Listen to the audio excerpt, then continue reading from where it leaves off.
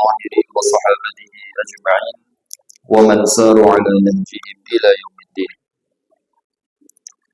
أشهد أن لا إله إلا الله وحده لا شريك له وأشهد أن محمدا عبده ورسوله.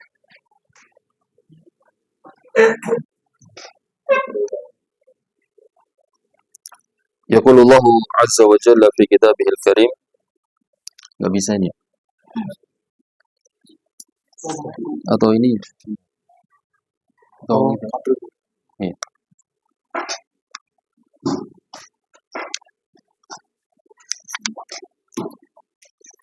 يقول الله تبارك وتعالى في كتابه الكريم يا أيها الذين آمنوا اتقوا الله حق تقاته ولا تموتن إلا وأنتم مسلمون.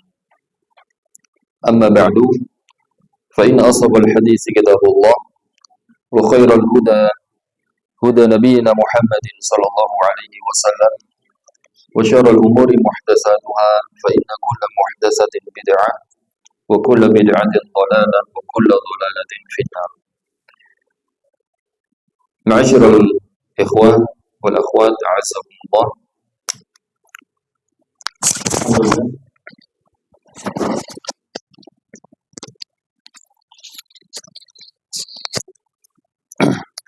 Alhamdulillah, pada kesempatan pagi ini kita semuanya dimudahkan oleh Allah Subhanahu wa taala untuk dapat berkumpul dalam halaqah majelis ilmu yang mana di sini insyaallah kita bersama-sama untuk bertafaqquh fid din.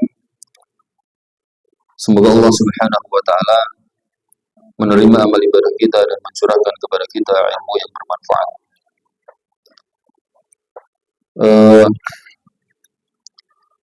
Pada kesempatan pagi ini insyaallah kita akan melanjutkan kajian fikih kita dari kitab Al-Fiqhul Muyassar fi Dhawil Kitab was Sunnah yang ditulis oleh sekumpulan para ulama hafizahumullah jami'an wa jazahumullahu 'anna wa 'anil muslimina khairan. Pada pertemuan yang terakhir kita kalau nggak salah sudah selesai dari pembahasan bab ke-12 ya, tentang sholat 2 hari raya, ya kan? Jadi sekarang kita masuk ke bab yang ke-13 dari kitabus shalah fi sholatil istisqa, itu tentang sholat istisqa. Di dalam bab 13 ini ada beberapa masail.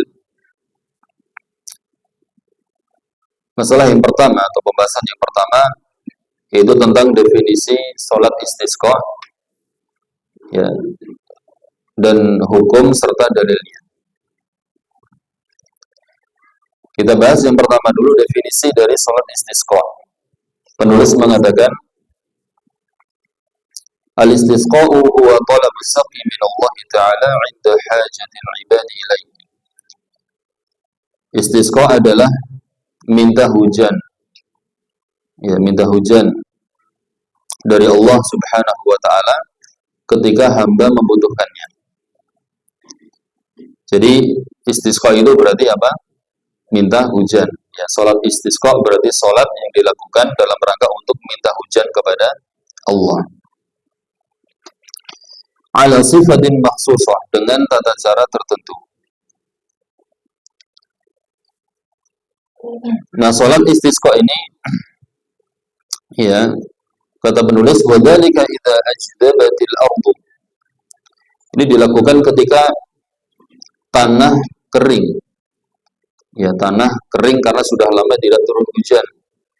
Wa qahtil matar, dan ketika air hujan itu tertahan. Jadi ketika musim kemarau. Kenapa harus minta kepada Allah Subhanahu wa taala? Ya, bukan ke pawang hujan. Li'annahu la yasqi wa la yanzilul ghaitha illa Allah wahdahu. Karena tidak ada yang dapat menurunkan hujan. Ya, tidak ada yang menurunkan hujan kecuali Allah saja. Nah, itu. Dan kalau kita baca di dalam surat Al-Waqi'ah, ya, kita akan dapati firman Allah Subhanahu wa taala, Afara'aitumul ma'a alladhi tashrabun? Tidakkah kalian perhatikan air yang kalian minum? A'antum anzaltumuhu minal muzni am nahnul munzilun? Ya, apakah kalian yang menurunkan air itu dari atas, dari tempatnya, atau kami yang menurunkan? Nah, ini menunjukkan bahwasanya yang menurunkan hujan itu hanyalah Allah Subhanahu wa taala. Ya, maka seorang hamba ketika butuh hujan maka mintanya kepada Allah, bukan kepada pawang hujan. Dan juga bukan ke Mama Gufron. Nah, itu. Kemudian hukumnya, hukum sholat istisqa adalah sunnah muakkadah. Ya, sunnah muakkadah. Di sunnah yang sangat ditekankan. Penulis berdalil dengan perkataan Abdullah bin Zaid radhiyallahu anhu. Dia mengatakan kharaja Rasulullah sallallahu alaihi wasallam yastasqi. Rasulullah SAW keluar untuk melakukan istisqa. Fatawajjaha ila al-qiblah. Maka beliau menghadap ke arah kiblat. Yad'u, beliau berdoa. Wa hawwala ridaahu, dan beliau membalik selendang beliau. Wa shalla rak'ataini, dan beliau salat 2 rakaat.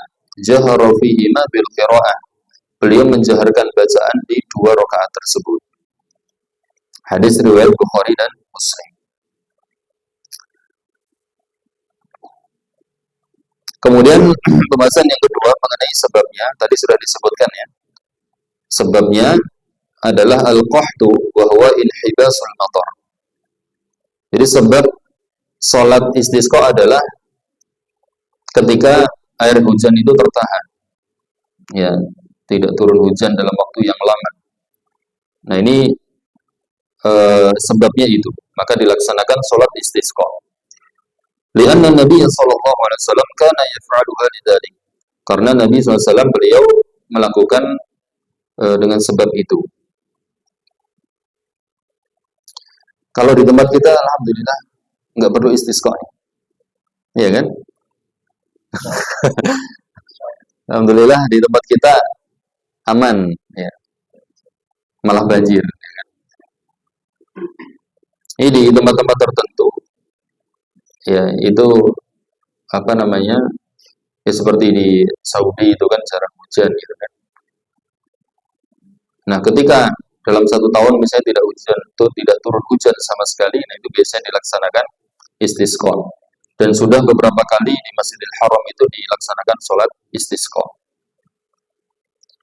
Atau bukan karena kekeringan saja, seperti bencana alam misalnya kebakaran hutan sehingga asap itu kemana-mana, ini juga boleh dilaksanakan sholat istisqa. Makanya tadi di awal penulis mengatakan ya inda hajatil ibadi ilaihi.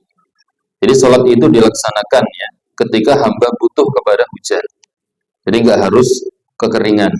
Jadi ketika kebakaran hutan atau yang lainnya sehingga asap di mana-mana ya membuat sakit, nah maka ini boleh dilaksanakan sholat istisqa. Seperti dulu waktu kebakaran hutan di Riau ya, itu apa yang Anda dengar Ustadz Abu Zubair Al-Hawari, beliau mengadakan istisqa bersama dengan kaum muslimin di sana. Baik, kemudian pembahasan yang ketiga, waktu dan kaifiyatnya. Waalaikumsalam warahmatullahi wabarakatuh. Waktu salat istisqa dan kaifiyatnya. Penulis mengatakan waktu salatil istisqa'i wa sifatuha ka salatil 'id.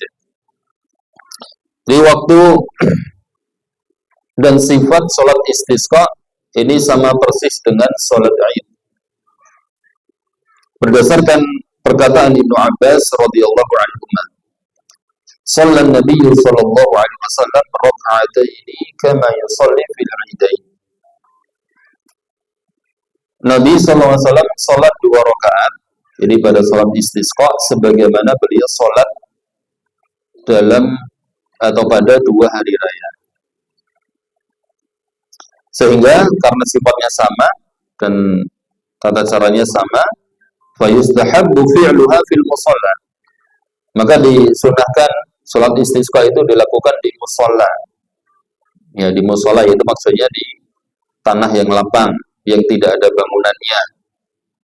Ya, di tanah yang lapang, entah itu lapangan atau tempat parkir yang luas atau yang lainnya. Yang penting tidak di dalam bangunan. Seperti yang dilakukan oleh Rasulullah dan juga sahabat-sahabat beliau sepeninggal beliau. Dan kalau antum perhatikan ya di sekitaran Masjid Nabawi itu kan banyak masjid itu kan. Ada banyak masjid, ada Masjid Abu Bakar, ada Masjid Ali, padahal depannya itu Masjid Nabawi. Nah itu apa namanya? Sebagai tanda di situ pernah dilaksanakan sholat. Abu Bakar pernah melaksanakan sholat di situ, sholat hari raya, ya, atau sholat istisqa. Kemudian Ali di sebelah sana lagi pernah melakukan sholat di tanah lapang situ. Kemudian Umar agak jauh lagi ke sana. Nah, itu untuk menandai itu dibangun masjid, ya, dibangun masjid untuk menandai bahwasanya mereka dulu pernah melaksanakan sholat di lapangan. Kemudian mana tadi? Nah, ke sholat di Id. Waktu sholat rakaat ini, sholat 2 rakaat. Kemudian menjaharkan bacaan di 2 rakaat tersebut seperti sholat Id. Wa takunu qabla al-khutbah. Nah, sholat ini dilaksanakan juga sebelum khutbah. Jadi sholat dulu baru khutbah sebagaimana sholat Id. Wa kadzalika fi 'adadi takbirati wa ma yaqra'u fiha. Demikian pula dalam masalah jumlah takbirnya dan apa yang dibaca di dalam sholat tersebut. Pokoknya persis ya sama seperti sholat Id. Jadi ada takbir zawaid juga. Ya, setelah takbiratul ihram ada takbir zawaid. Di rakaat pertama ada 7 takbir selain dari takbiratul ihram. Kemudian di rakaat kedua ada 5 takbir ya selain dari takbir intikal dari sujud ke berdiri. Kemudian yang dibaca juga sama. Rasulullah seringnya membaca surat Al-A'la dan surat Al-Ghasyiyah. Jadi kalau mau dilaksanakan sholat istisqa sifatnya seperti itu. Kemudian kata penulis, wa yajuzul istisqa'u 'ala ayyi sifatin kanat. Dan istisqa minta hujan kepada Allah ini boleh dilakukan dengan cara apapun. Maksudnya nggak harus seperti itu. Ya. Fa yad'ul insan wa yastasqi fi sholatihi idza sajada. Ini seorang boleh berdoa kepada Allah, minta hujan, dan dia berdoa di dalam sholatnya ketika dia sujud. Nah itu. Misalnya antum nih, butuh hujan, ya kan? Nunggu info kok nggak ada sholat istisqa, gitu kan? Nggak ada yang menggerakkan, nggak ada yang mengajak untuk istisqa. Maka antum boleh istisqa sendiri.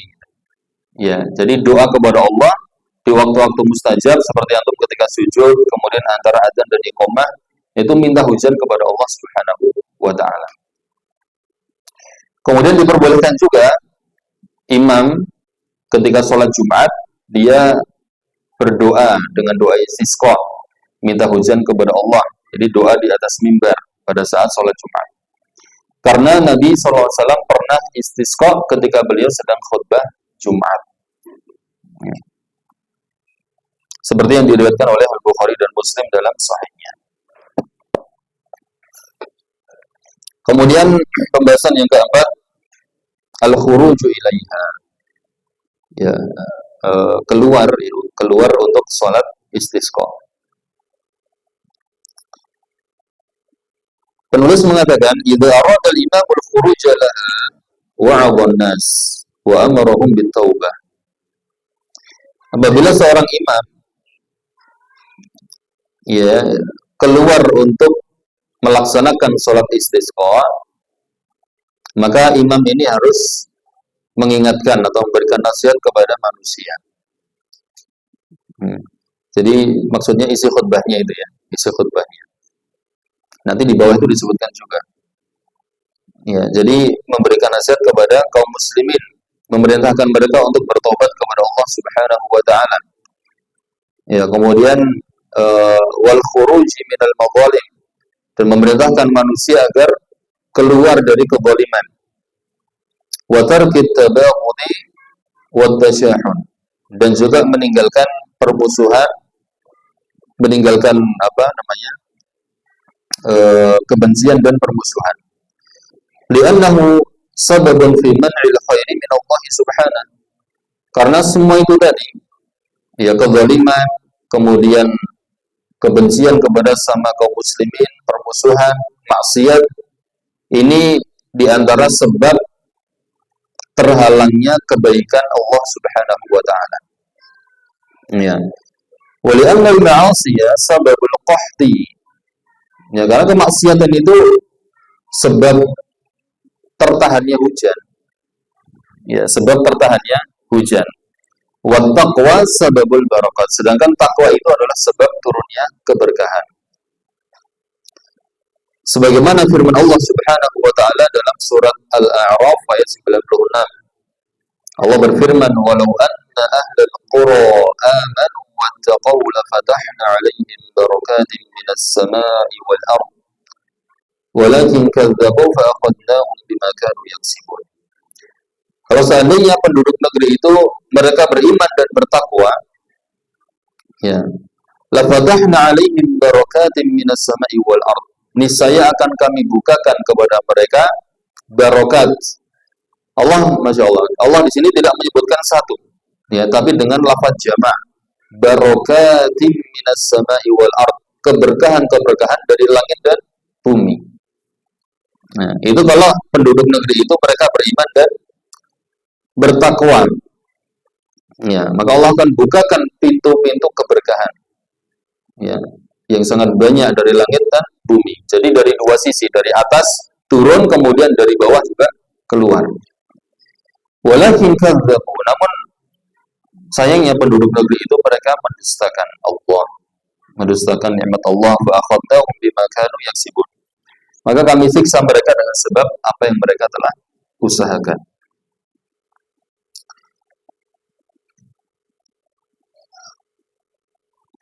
Kemudian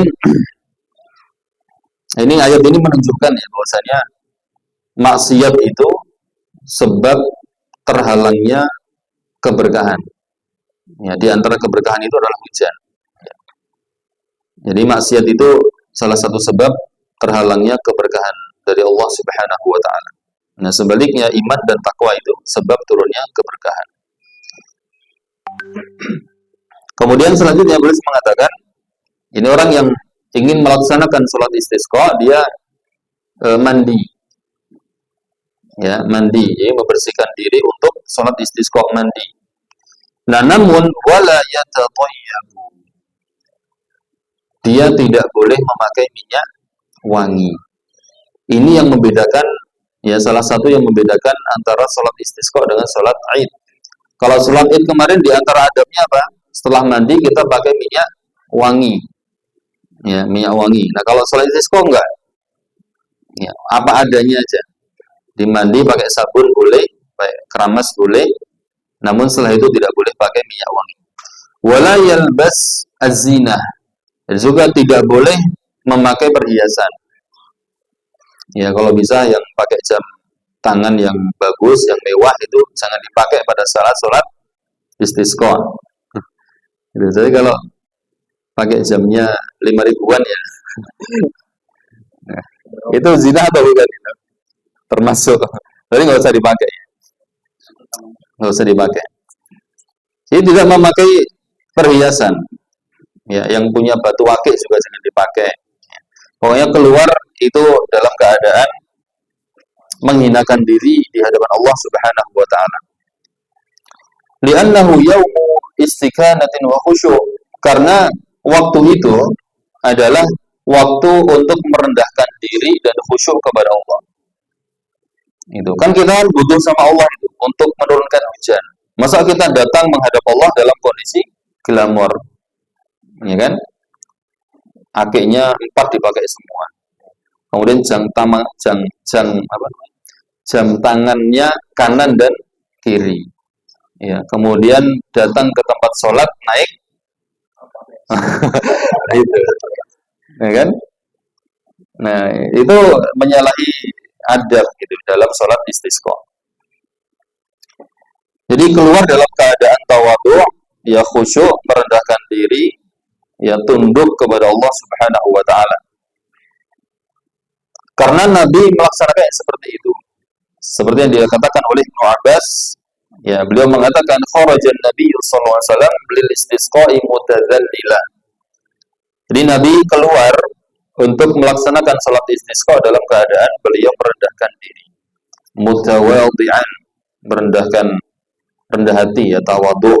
Kemudian mutakhasyi'a, khusyuk, ya kemudian tadarruh, ya dan tunduk kepada Allah Subhanahu wa taala.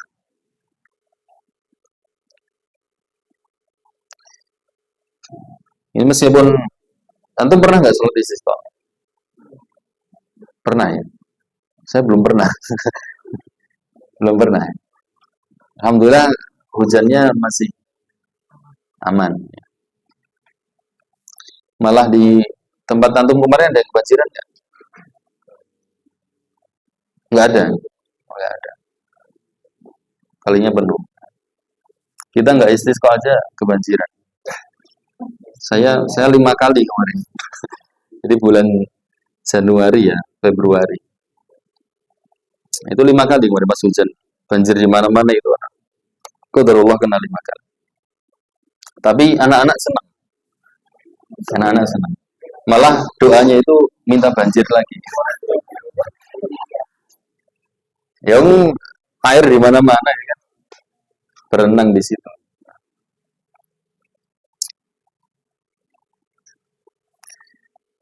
Pembahasan yang kelima, ya. Pembahasan yang kelima mengenai khutbah, ya khutbah dalam istisqa. Khutbah ini hukumnya sunnah. Ya, jadi sunahkan bagi imam untuk khutbah ya dalam sholat istisqa. Ya, mengenai berapa kali khutbah ini ya sama seperti sholat Id. Ya, sama seperti sholat Id. Ada yang berpendapat dengan 1 kali khutbah, ada yang 2. Allahu a'lam, ini pendapat yang rajih dilaksanakan dengan 2 kali khutbah. Takunu jami'ah wa syamilah. Ini isi khutbahnya itu harus lengkap gitu. Maksudnya harus menyeluruh. Ya'muru fiha bitaubah. Jadi imam memerintahkan kaum muslimin agar bertobat kepada Allah. Kemudian memperbanyak sedekah. Kemudian kembali kepada Allah dan meninggalkan kemaksiatan. Kemudian juga di antara sunnah dalam khutbah selain menyuruh manusia untuk bertobat, ya, istighfar, banyak sedekah, ya juga khatib di dalam khutbahnya itu memperbanyak istighfar. Jadi bukan hanya menyuruh istighfar kaum muslimin, tapi khatib sendiri dalam khutbahnya itu banyak istighfar kepada Allah Subhanahu wa taala. Kemudian membaca ayat yang memerintahkan untuk istighfar. Ya, jadi dibawakan ayat-ayat yang menyuruh manusia untuk istighfar. Kemudian memperbanyak doa agar Allah menurunkan hujan. Seperti dengan doa dengan lafaz Allahumma aghithna. Ya Allah, ya berikanlah hujan kepada kami. Ya, atau seperti yang diucapkan oleh Nabi SAW dalam riwayat Bukhari dan Muslim, Allahumma asqina ghaisan mughisa. Ya Allah, ya turunkanlah kepada kami ghais, mughisan. Ini ghais itu hujan yang yang banyak. Ya, hujan yang banyak. Mughisan yang bermanfaat atau yang membantu. Ya. Kemudian mari'an, ya hujan yang baik dan dapat menyuburkan. Kemudian ajilan ghairu ajil, yang segera dan tidak tertunda. Nafi'an ghairu dharin, yang bermanfaat dan tidak membahayakan. Nah, itu doa Afwan, tadi yang Allah Maha Esa itu Bukhari dan Muslim ya. Kalau yang barusan ini dikeluarkan oleh Abu Dawud nomor 1169 dan dinyatakan sahih oleh Al-Albani rahimahullah. Kemudian juga bisa berdoa dengan doa yang lain dalam riwayat Abu Dawud juga dan dinyatakan hasan oleh Al-Albani. Lafadznya Allahumma anta Allah la ilaha illa anta antal ghaniyyu wa nahnul fuqara anzil alaina al-ghais waj'al ma anzalta lana quwwatan wa balaghan ila hin. Ya Allah, ya Engkau lah Allah, tidak ada ilah yang hak kecuali Engkau. Antal ghani wa nahnul fuqara, Engkau yang maha kaya dan kami fakir. Anzil alaina al-ghais, turunkan kepada kami hujan. Waj'al ma anzalta lana quwwatan wa balaghan ila hin, dan jadikanlah apa yang Engkau turunkan kepada kami ini sebagai kekuatan dan bekal ya hingga waktu tertentu. Dan yang semisal dengan itu ya dari doa-doa, kalau misalnya nggak hafal ya kita dengan lafaz sendiri boleh. Ya karena doa itu sifatnya apa namanya? Tidak terikat. Ya, antum mau doa apapun diperbolehkan.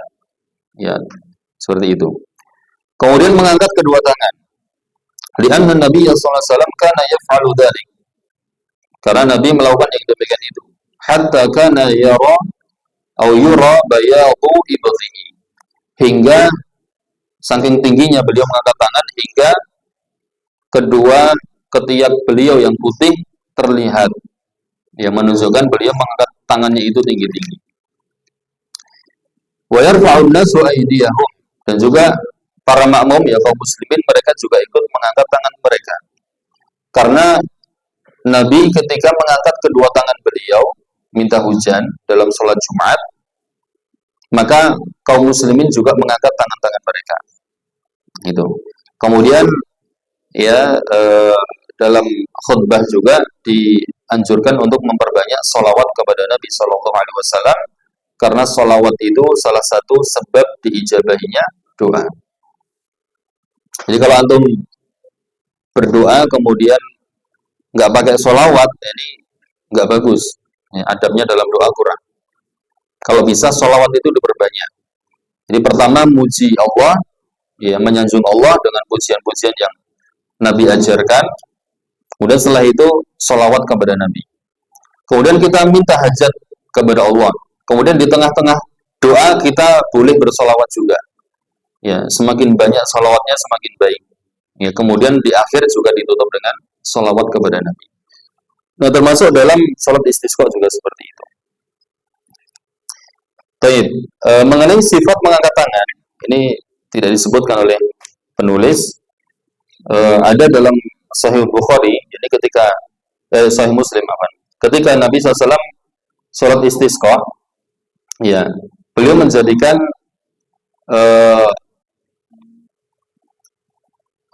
punggung ya kedua tangan beliau menghadap ke arah langit, ya menghadap ke arah langit. Kemudian bagian dalamnya, bagian telapak tangannya diarahkan ke bawah, ke bumi, gitu kan? Nah, itu riwayatnya seperti itu. Ya, para ulama kemudian memahami riwayat tersebut itu ada dua pemahaman. Yang pertama seperti ini. Ya, seperti ini. Jadi yang ibu-ibu kelihatan ya, lihat ini kan. Jadi seperti ini, diangkat tinggi-tinggi kemudian seperti ini. Ya, jadi tangannya yang punggung tangannya itu ke arah langit, kemudian bagian telapak tangan ke arah bawah. Itu diangkat tinggi-tinggi. Itu kan? Ada juga yang menafsirkannya diangkat tinggi-tinggi itu dengan tetap seperti ini, ya. Tetapi bagian telapak tangannya itu ke bawah, kemudian punggungnya itu ke atas. Jadi seperti ini, ya, seperti ini, gitu. Karena saking tingginya itu kan, jadi ini ke atas, kemudian ini ke bawah, seperti itu. Namun kalau yang anda perhatikan ya dipraktekkan oleh para ulama itu, yang dimaksud menjadikan punggung punggung tangan itu ke arah langit itu seperti ini. Ya, jadi bukan begini. Ya, tapi seperti ini. Ya, itu diangkat tinggi. Nah, jadi imam ketika berdoa istisqa seperti itu.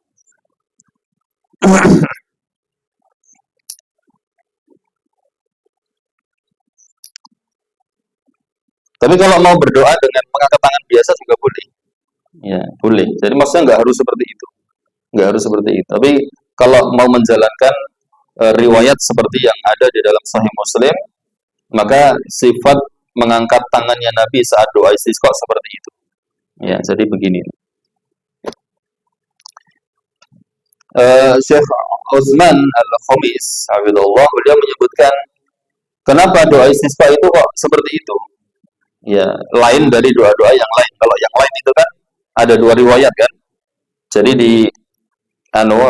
disejajarkan dengan dada itu dengan mengarahkan bagian telapak tangan ke langit, kemudian bagian punggung tangan ke bawah seperti ini. Kemudian dikumpulkan, maksudnya keduanya itu didekatkan begini, ya, searah dada seperti ini. Kemudian ada juga riwayat yang dalam riwayat Abu Dawud itu bagian telapak tangan dihadapkan ke wajah, kemudian punggung tangan ke arah kiblat. Ya, sama tingginya sedada juga seperti ini. Ya kan? Nah, seperti ini boleh. Nah, kemudian yang ketiga yang tadi dibalik, ya, jadi bagian punggung tangan ke atas, kemudian bagian telapak tangan ke bawah. Ini para ulama mengatakan ini khusus untuk doa istisqa. Selain itu enggak. Ya, selain itu enggak. Atau bisa dikatakan doa untuk ini mengangkat bencana lah. Ya, untuk bencana-bencana. Misalnya sedang dilanda bencana apa gitu kan. Nah, agar Allah mengangkat bencana itu seperti itu doanya. Ya, jadi naik bagian punggung tangan itu ke arah langit. Kemudian sifat doa Nabi yang lain dalam mengangkat tangan apa? Telunjuk. Ini pada sholat Jumat, kemudian sholat Id, kemudian sholat dalam khutbah Jumat, khutbah Id, kemudian khutbah sholat gerhana. Tapi itu sifat sholat, sifat mengangkat tangan dalam doa istisqa. Kita lanjutkan pembahasan yang keenam, sunah-sunah yang harus diperhatikan saat melaksanakan sholat istisqa. Yang pertama, memperbanyak doa yang maksur dari Nabi Shallallahu Alaihi Wasallam. Jadi kalau ada doa yang ada riwayatnya itu dari Nabi, maka itu afdol. Nah, itu yang kita pakai. Jadi kalau misalnya nggak hafal, ya sudah, ya sesuai dengan yang kita mampu. Jadi memperbanyak doa yang maksur dari Nabi Shallallahu Alaihi Wasallam, kemudian menghadap kiblat, ya, di akhir doa. Di akhir doa. Jadi mungkin di awal doa itu khatib menghadap ke arah makmum. Nah, kemudian di akhir doa ketika dia hendak selesai dari doa, itu menghadap ke arah kiblat. Ya, jadi badannya balik ke arah sana.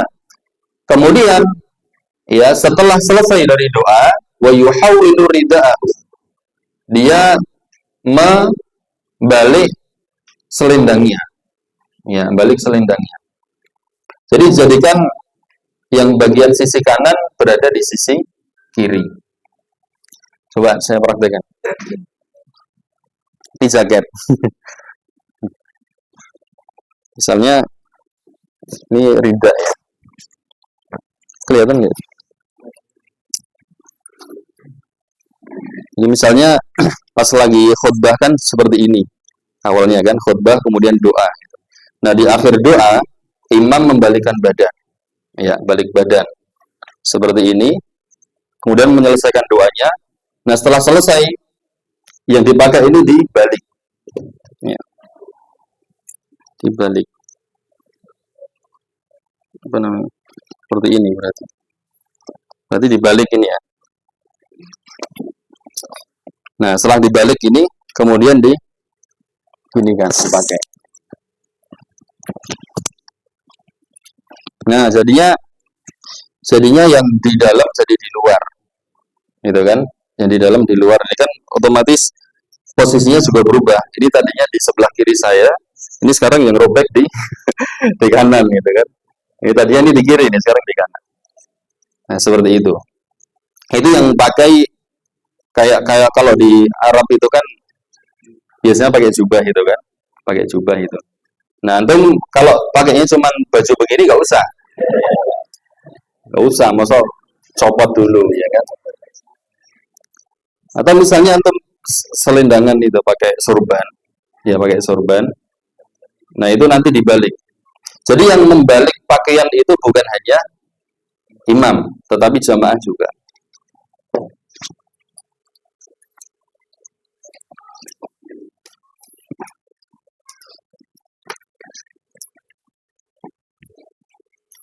Itu sunnahnya seperti itu. Nah, wa kadzalika ma syabaha rida'u kal iba'ah wa nahwiha. Ya, demikian pula yang seperti rida, seperti selendang, seperti yang iba'ah dan pokoknya yang dipakai lah, yang dipakai yang itu bagian luar itu, maka nanti dibalik. Faqad sabata anna Nabiy sallallahu alaihi wasallam hawwala ila an-nasi dhahrahu. Karena ada riwayat yang sabit dari Nabi bahwasanya beliau membalikkan badan beliau dari manusia gitu. Jadi punggung beliau itu membelakangi kaum muslimin, wastaqbalal qiblah, dan beliau menghadap ke arah kiblat, summa hawwala ridahu. Nah, setelah beliau balik ke arah kiblat, beliau membalik selendang beliau. Ada yang mengatakan, tadi riwayat Bukhari dan Muslim, ada yang mengatakan hikmah dari dibaliknya selendang itu adalah at-tafaul, yaitu optimis, ya, agar optimis bahwasanya keadaan yang sulit ini akan segera berakhir. Ya, itu tafaul namanya. Tafaul kan boleh. Ya, dan itu harus, ya, optimis itu harus. Dan itu biasanya ditandai dengan ya seperti itu. Maksudnya yang ada riwayatnya dari Nabi ya, optimis keadaan itu akan berubah menjadi baik dan kesulitan akan diangkat. Nah, itu dengan membalikkan itu tadi. Termasuk doa ini juga. Tadi disebutkan menghadap ke arah atas ini, bagian punggungnya.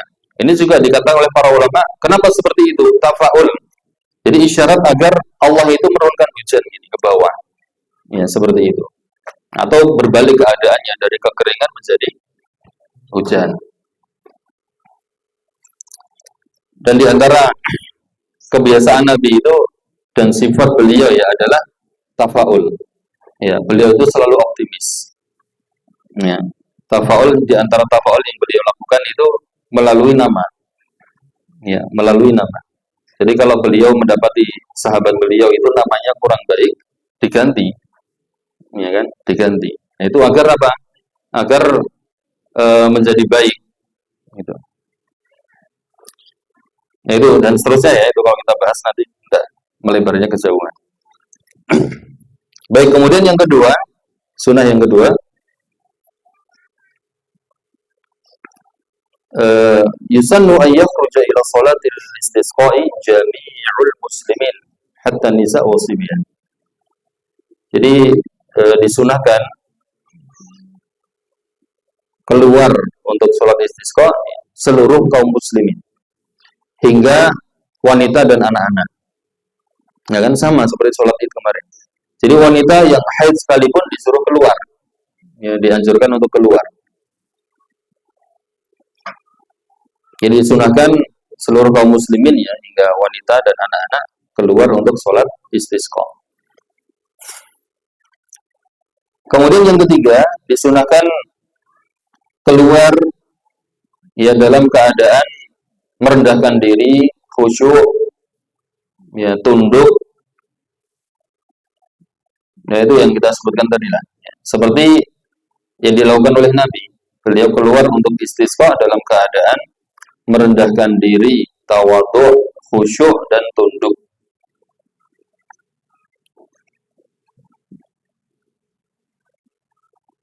Kalau ada pakaian yang jelek, ya itu dipakai. ya kan? Jangan yang baru, pakaian yang jelek dipakai. Karena memang sunnahnya seperti itu. Ya, makanya yang membedakan antara sholat istisqa dengan sholat id itu adalah pakaian. Kalau sholat id kita harus pakai yang bagus, kemudian perhiasan itu dipakai, pakai minyak wangi, ya. Kemudian dandan sebaik mungkin, itu kan itu hari raya, gitu kan. Tapi kalau sholat istisqa kebalikannya. Kemudian yang keempat, disunahkan apa ya ini? Bahasanya gimana? Jadi ketika turun hujan disunahkan hujan-hujanan. Jadi di awal turun hujan itu disunahkan apa? Hujan-hujanan agar hujan itu mengenai kita. Gimana bahasanya? Ya, hujan-hujanan. Disunahkan apa? Hujan-hujanan saat hujan turun. Disebutkan di sini di awalihi. Jadi di awal turun hujan itu disunahkan untuk. Jadi kalau mau sebentar nggak apa-apa. Yang penting kena air hujan gitu badan kita. Tapi kalau yang kangen sama masa kecil pengen hujan-hujanan terus ya nggak apa-apa. Gitu kan? Antum pas sudah gede jarang hujan-hujanan kan? Jarang. Kehujanan sering. Kehujanan pakai jas hujan.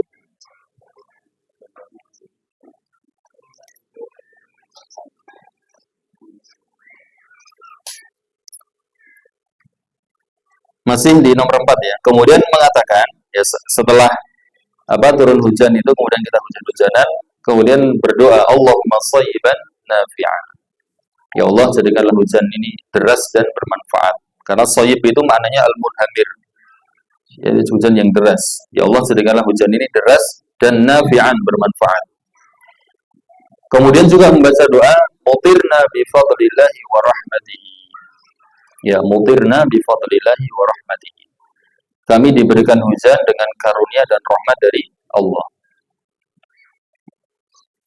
Soalnya kalau baca doa ini, mutirna bi fadlillahi wa rahmatihi, itu ingat anak saya waktu TK. Baru masuk TK itu kan, waktu online itu. Diajari ditugaskan dari sekolah untuk menghafalkan ini kan. Cuman berapa kata ini kan? Mutirna bi fadlillahi wa rahmatihi. Itu saya talqin sampai 30 kali, nggak bisa. Saya 30 kali. Ya, ulang-ulang terus. Jadi pas ditalqin itu mutirna bi fadlillahi wa rahmati. Nah, kan itu sampai 30 kali. Mas sudah selesai, coba diulang sendiri. Nggak bisa. Masya Allah. Alhamdulillah sekarang hafalannya sudah banyak. Itu karena TK ya, TK baru sekolah terus ngapalin begini mungkin dia sulit gitu kan. Nah, sekarang sudah SD hafalannya sudah. Alhamdulillah. Baik, kemudian yang kelima, apabila hujan terlalu banyak, kemudian ditakutkan ad-darar, ya, ditakutkan bahaya, maka disunahkan membaca doa. Jadi misalnya istisqa nih, minta hujan kepada Allah, jadi Allah turunkan hujan. Nah ternyata terus banget itu, kemudian lama. Ya, ini kalau dikhawatirkan nanti banjir atau seperti apa gitu kan, ada bahaya yang lain, maka disunahkan untuk berdoa, Allahumma hawalaina wala alaina. Ya Allah, turunkanlah hujan ini di sekitaran kami saja, ya, dan bukan di kami gitu. Allahumma ala dhirabi wal akami wa butunil awdiyah wa manabiti syajar. Ya Allah, turunkanlah hujan itu di bukit-bukit, ya, wal akam, dan di dataran yang tinggi, wa butunil awdiyah, di perut-perut lembah, wa manabiti syajar, dan juga di tempat tumbuhnya pepohonan. Nah, seperti itu. Kalau antum ini bisa kita praktekkan juga ya ketika hujan deras banget gitu kan, kita khawatir nanti kalau banjir gimana, perbanyak doa. Ya.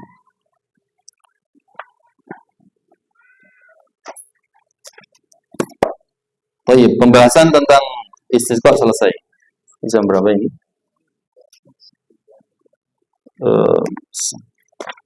Sedikit ya, sedikit lagi. Masuk ke bab yang ke-14 tentang sholat kusuf. Sholat kusuf, sholat gerhana. Ada beberapa masail. Masalah yang pertama, ta'riful kusuf. Definisi kusuf dan hikmahnya.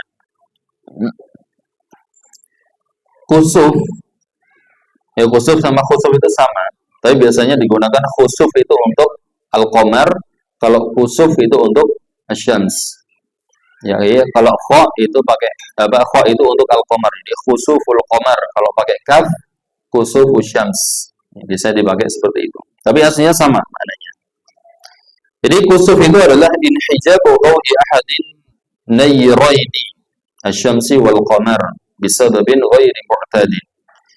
Kusuf itu adalah tertutupnya salah satu cahaya. Tertutupnya cahaya salah satu, atau gini aja.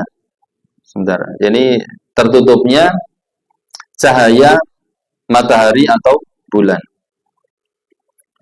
Jadi kusuf itu adalah tertutupnya cahaya matahari atau bulan. Dengan sebab yang tidak biasa. Dengan sebab yang tidak biasa. Itu definisinya. Jadi yang gerhana seperti itu, tertutupnya cahaya matahari atau bulan.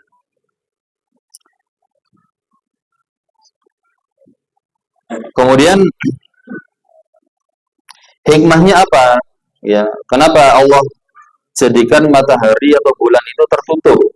Nah, disebutkan di sini wa yahditsullahu azza wa jalla dzalika takhwifan li'ibadihi.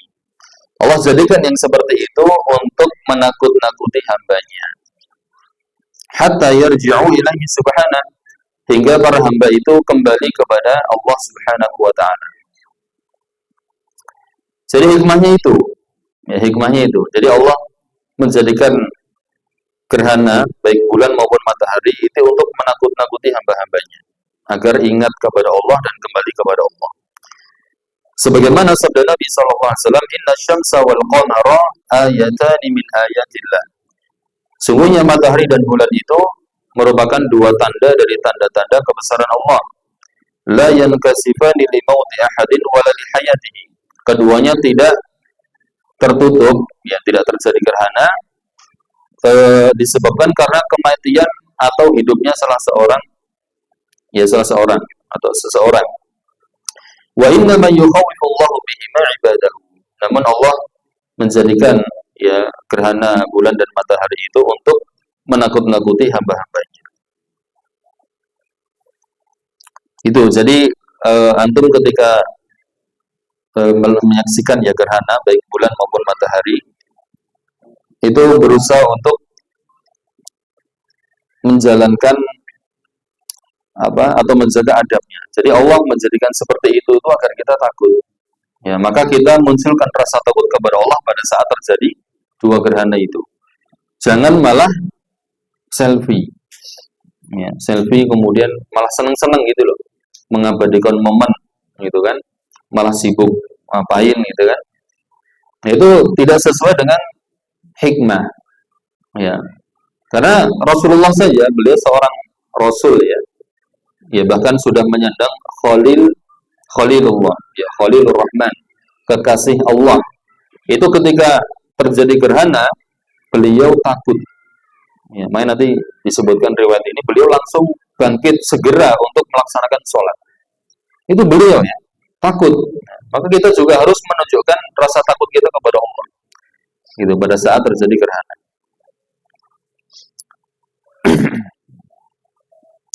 Kemudian permasalahan yang kedua, hukum sholat gerhana dan dalilnya. Ini Anda bacakan sesuai yang di sini ya. Di sini penulis berpendapat atau mengambil pendapat sholat kusuf itu hukumnya wajib.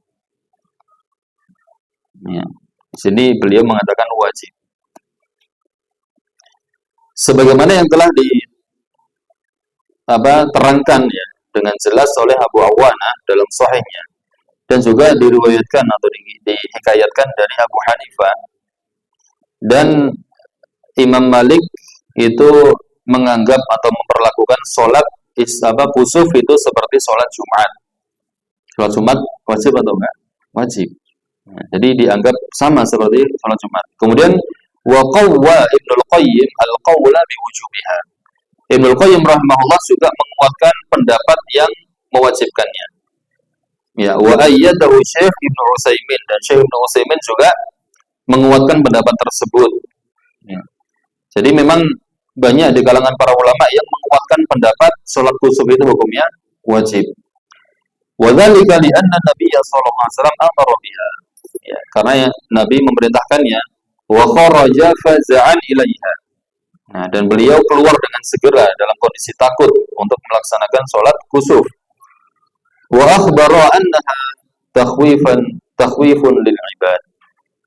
Dan Allah mengabarkan bahwasanya gerhana itu untuk menakut-nakuti hamba-hambanya.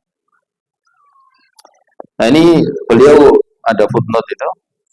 Oh ya, silakan lihat Fathul Bari, ya kan, kemudian kitab As-Shalah Ibnul Qayyim, kemudian dalam Asy-Syarhul Muqti oleh Syekh Ibnu Utsaimin.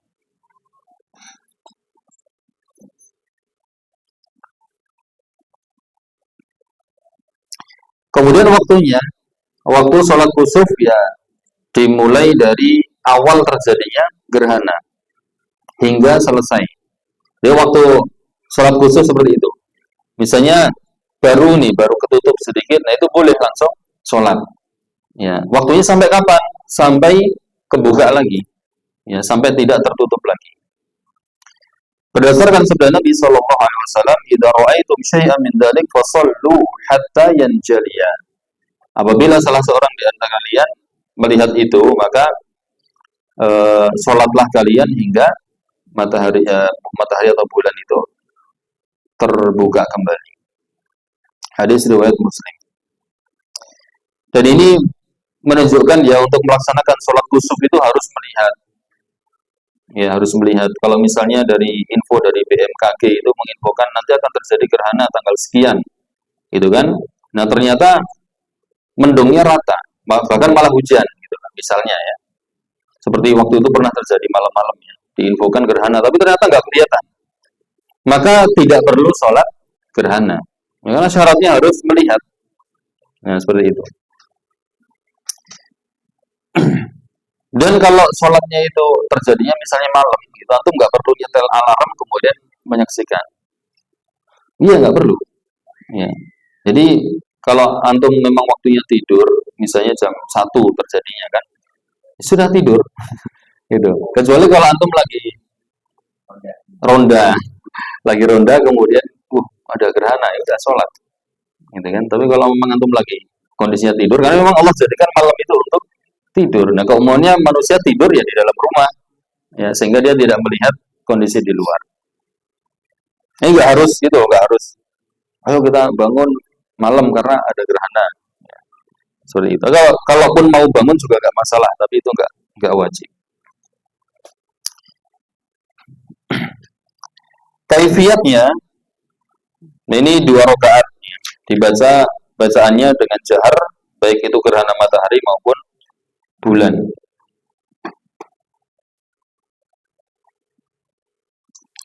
Ya, ini kan tata cara gitu. Jadi langsung dipraktekkan saja. Ya, langsung dipraktekkan. Sholat gerhana itu terdiri dari 2 rakaat. Setiap rakaatnya 2 rukuk dan 2 sujud. Ya, berarti totalnya dalam 2 rakaat itu ada 4 rukuk dan 4 sujud. Ya, seperti sholat biasa itu. Cuman bedanya ini aja deh, dari awal ya, misalnya niat untuk sholat kusuf, kemudian dia ya takbiratul ihram, kalau bareng-bareng itu kan, imam takbiratul ihram, dia takbiratul ihram. Nah, kemudian membaca surat Al-Fatihah atau sholat membaca doa istiftah dulu, istiftah, kemudian setelah itu ta'awud, kemudian surat Al-Fatihah, kemudian membaca surat setelah Al-Fatihah ini panjang. Ya, panjang. Nanti akan disebutkan sampai sebagian sahabat itu saking panjangnya sholat Nabi ada yang jatuh. Ya, menunjukkan panjangnya sholat beliau. Ya, ini sunahnya seperti itu ya. Dilakukan dengan panjang. Ya, panjang. Kemudian setelah selesai membaca ruko, ya takbir Allahu Akbar, ruko. Ya, ruko seperti ini juga rukuknya dengan ruko yang lama. Ya, ruko lama. Yang dibaca apa? Ya doa-doa ruko itu. Subhana rabbiyal azim, subhana rabbiyal azim. Atau boleh ditambahi juga ya dengan doa yang lain, subhanakallahumma wa bihamdika, Allahumma ghfirli. Yang penting dia memperbanyak tasbih di dalam rukuknya itu. Panjang. Nah, setelah ruko, ya setelah ruko, kemudian i'tidal dengan mengucapkan sami'allahu liman hamidah. Ya, sami'allahu liman hamidah. Nah, setelah itu diletakkan kedua tangan di dada lagi bersedekap, kemudian membaca surat Al-Fatihah. Ya, kemudian setelah Al-Fatihah membaca surat lagi dengan surat yang panjang tapi lebih singkat dari yang pertama. Nah, seperti itu kan? Nah, ketika sudah selesai rukuk lagi, Allahu Akbar. Rukuk, kemudian ini juga panjang rukuknya tapi lebih singkat dari yang pertama. Ya, kemudian setelah itu i'tidal, sami Allahu liman hamidah. Ya Rabbana walakal hamdu. Nah, setelah itu sujud. Nah, sujud juga lama, kemudian duduk di antara sujud juga lama, kemudian sujud yang berikutnya lama tapi lebih singkat dari yang pertama. Nah, setelah itu bangkit untuk rakaat kedua. Nah, rakaat kedua persis sama seperti yang pertama.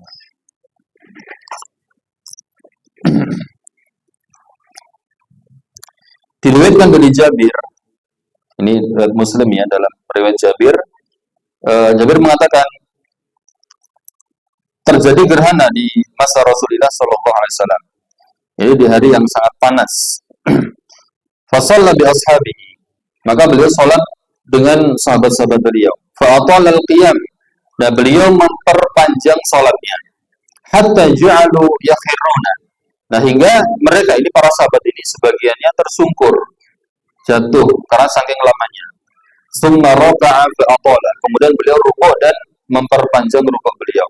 Summa rafa'a fa'atala, kemudian beliau bangkit dari rukuk, ya, kemudian memperpanjang bacaan beliau lagi.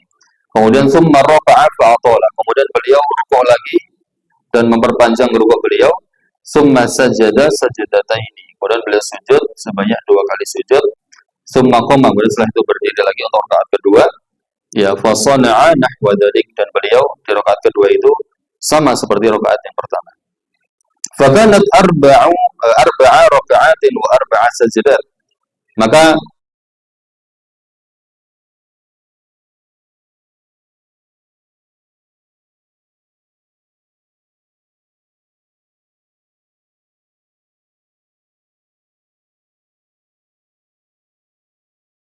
memperingatkan mereka dari al-kuflan, dari kelalaian dan tipuan dunia, dan memerintahkan mereka untuk memperbanyak doa dan istighfar yang berdasarkan perbuatan Nabi Sallallahu Alaihi Wasallam. Jadi beliau khutbah menasihati kaum muslimin setelah sholat. Beliau mengatakan, inna syamsa wal qamara ayatun min ayatillah, la yanqasibani min ahadin wa la hayati, fa idza ra'aytum dzalika fad'ullaha takbiru wa sallu wa taslimu.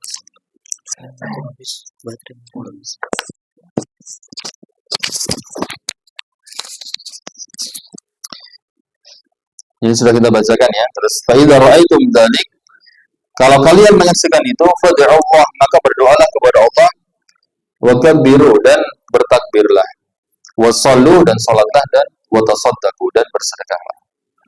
Itu diantara amalan yang kita lakukan di saat terjadi gerhana. Jadi sholat, ya, menunjukkan rasa takut kita kepada Allah, kemudian banyak doa, banyak bertakbir, ya, kemudian banyak bersedekah. Kalau sholat kusuf sudah selesai, sedangkan matahari atau bulan masih tertutup, maka tidak perlu diulang. Gak usah diulangi. Pas sudah selesai, masih tertutup, ayo diulangi lagi yuk. Gitu. Gak usah. Pegel, ya kan, kakinya pegel nanti. Tapi cukup apa? Banyak zikir. Ya, banyak zikir, kemudian banyak doa. Berdasarkan sabda Nabi SAW, fasallu wad'u hatta yakshifa ma bikum. Ya. Maka sholatlah kalian, berdoalah kalian hingga tersingkap lagi.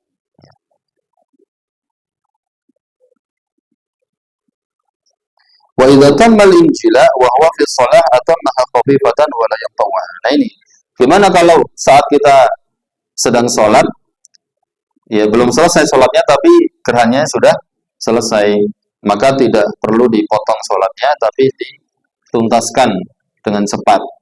Ya, jadi udah selesai berarti lebih cepat sholatnya. Baik, itu yang bisa kita sampaikan pada kesempatan pagi ini. Dengan demikian pagi ini kita dapat 2 bab ya. Bab ke-13 dan 14. Sholat istisqa dan sholat kusuf. Berikutnya nanti sholat jenazah dan hukum-hukum yang berkaitan dengan jenazah. Ini mungkin untuk panitia kalau misalnya perlu dipraktekkan. Perlu ya. Kalau perlu nanti disiapkan. Enggak, bukan mayat. Disiapkan ini aja. Kain kafan. Biar enggak mungkin boneka aja. Jadi enggak usah manusia beneran. Jadi boneka mungkin yang kecil begini, kemudian kain kafannya juga cuman ini aja, yang cukup untuk ini aja, enggak usah banyak-banyak. Itu ya. Di pertemuan berikutnya insyaallah.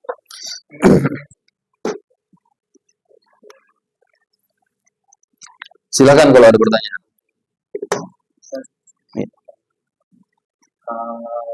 Yang sholat gerhana, kalau sholat gerhana matahari itu kan jarang sekali, baru 1 kali. Kalau gerhana bulan itu sudah sering 4 atau 5 kali. Cuman yang jadi baru tahu itu ternyata jadi wajib biasanya. Saya kira awalnya itu sunnah.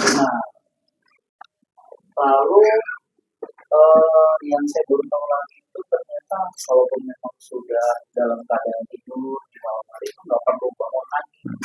Maksudnya kalau memang wajib, kalau memang kita keadaannya pas lagi terjaga. Lantas bagaimana jika dijanjikan di awal, itu janjian nanti satu perumahan kita sholat gerhana, karena memang ada jadwal, ada yang share bahwasanya di tanggal sekian akan terjadi itu bagaimana sudah. Baik. Barakallahu fiik.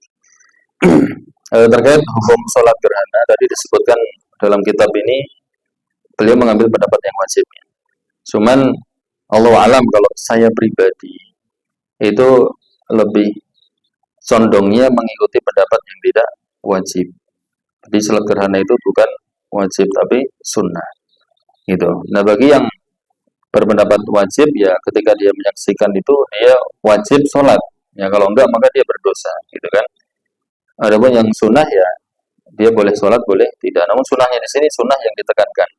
Ya muakkadah. Ketika mengambil pendapat yang wajib misalnya kan berdasarkan dukungan dari para ulama yang disebut oleh penulis. Nah ketika kita tidak terjaga, maksudnya tidur di malam hari itu kan nggak harus bangun, gitu kan? Karena kondisinya memang itu kita sedang tidur, gitu. Jadi nggak perlu bangun untuk sholat, gitu. Jadi kalau kita terjaga maka harus sholat. Nah bagaimana kalau dari awal itu dijanjikan atau diagendakan? Ayo bapak-bapak ya di perumahan ini misalnya kan, sebagaimana informasi dari BMKG bahwasanya malam ini akan terjadi gerhana bulan pada pukul 1.30 misalnya kan. Ayo kita sholat. Ya itu terserah antum. Maksudnya begini, antum mau menunggu untuk menyaksikan atau tidak itu terserah. Ya, karena itu kan perkiraan kan akan terjadi jam sekian itu gerhana gitu. Jadi kalau antum tidak menyaksikan pun kemudian nggak bangun nggak masalah. Itu. Ini kalau mau menyaksikan nunggu ya bangun jam 1 kemudian nungguin itu juga nggak apa-apa. Terserah antum pengen menjalankan sholat sunnah. Itu. Thayyib wallahu a'lam. Ada lagi yang ikhwan?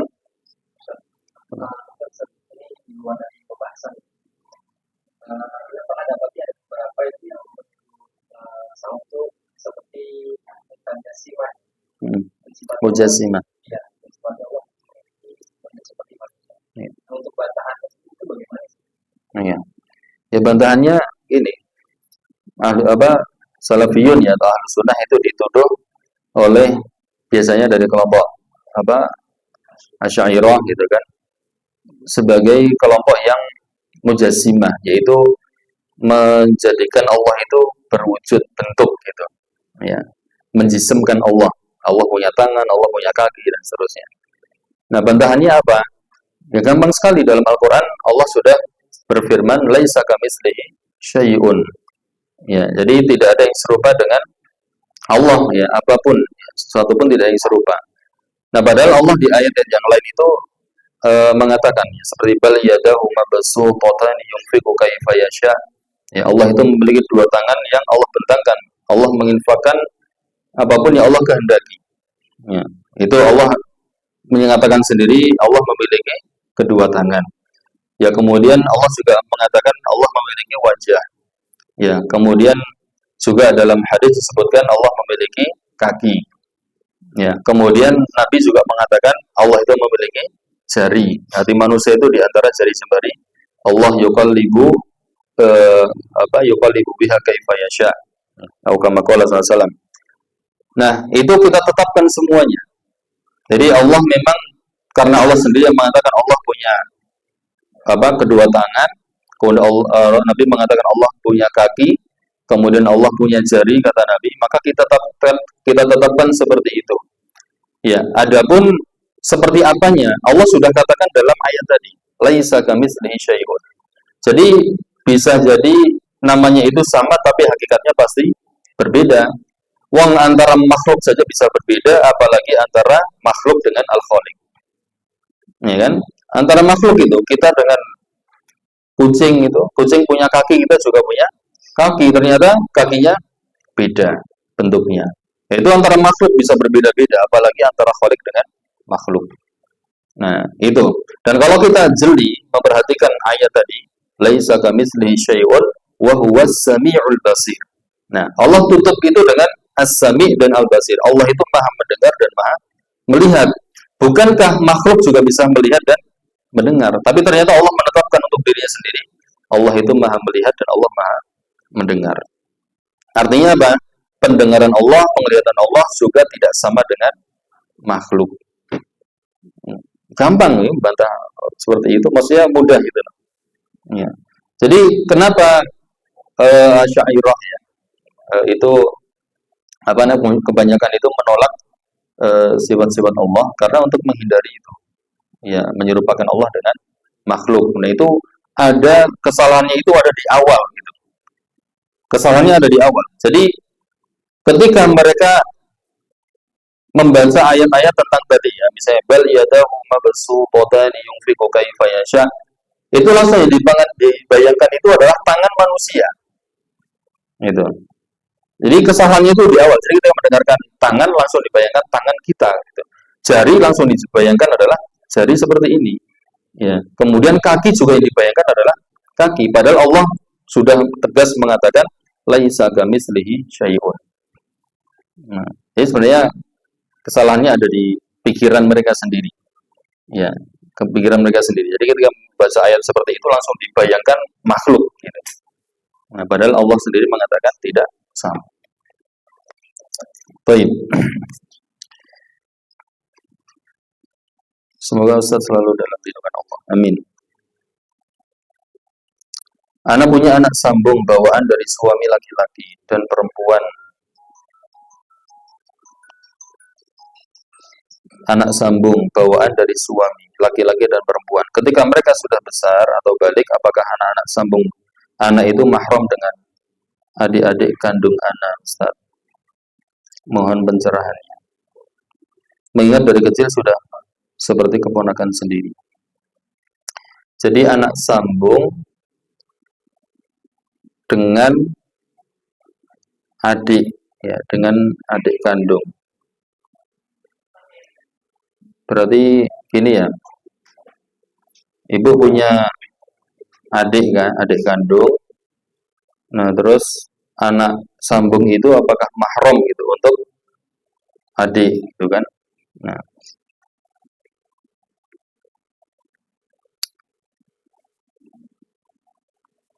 kalau anak laki-laki itu dengan anti ini kan ya jelas mahram ya karena bapaknya sudah menikah dengan anti kan. Nah, kalau dengan berarti bibik sambung ya. Bibik sambung itu apakah mahram juga atau tidak? Allahu alam, lupa. Nanti coba ini kita ingat-ingat lagi. Assalamualaikum warahmatullahi wabarakatuh. Waalaikumsalam warahmatullahi wabarakatuh. Apa Ustaz, pembahasan terakhir baru sampai bab 11. Lah, memang ya. Gua nggak ngomong dari tadi ini, yaitu salat khauf. Sebelumnya pembahasan bab 13 hari ini. Terakhir baru sampai bab 11 yaitu salat khauf. Ya kan? Sebelumnya pembahasan bab 13. Yaitu salat khauf sebelumnya. Pembahasan bab 13 hari ini.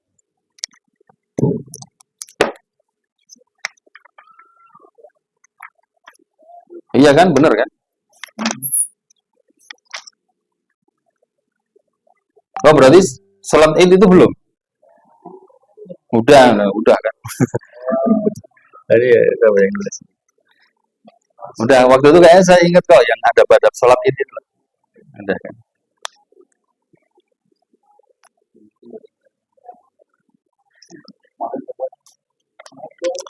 Assalamualaikum warahmatullahi wabarakatuh. Waalaikumsalam warahmatullahi wabarakatuh. Salat khusuf apakah bisa dilakukan sendiri di rumah atau harus berjamaah? Sendiri di rumah boleh. Salat khusuf sendiri di rumah boleh. Tapi kalau ada jamaah, tentu lebih afdalnya adalah berjamaah. Baik, wallahu alam. Untuk yang pertanyaan mahram tadi, Ana nggak tahu ya, coba nanti Ana cari dulu. Ana bawa ini. Allahu alam. Sudah cukup? Cukup ya? Tapi mudah-mudahan yang kita pelajari pada kesempatan pagi ini bermanfaat untuk kita semuanya. Wallahu alam. Wassallallahu wasallam ala nabiyina Muhammad. Subhanakallahumma bihamdika asyhadu an la ilaha illa anta astaghfiruka wa atubu ilaik. Wassalamualaikum warahmatullahi wabarakatuh.